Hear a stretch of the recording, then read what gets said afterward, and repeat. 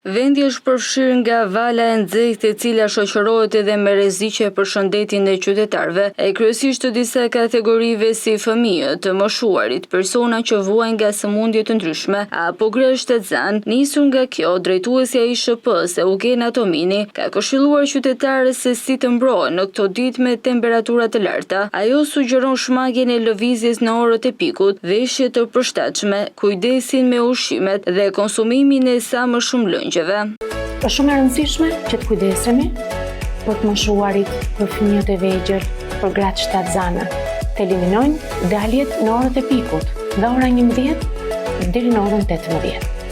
Sigurisht të gjithë sëmundjet kronik duhet të ndjekin rekomandimin e mjekut familjes dhe të specialistit për të evituar sa më shumë daljet në këto orë të pikut.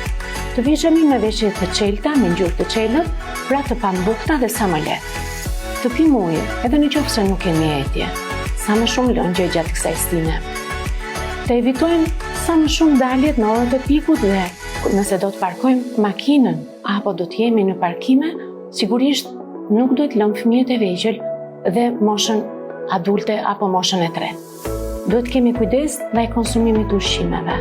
Siguria ushqimore, zinxhiri i sigurisë ushqimore, higjiena gjatë përdorimit të ushqimeve është shumë e rëndësishme në këtë stimë.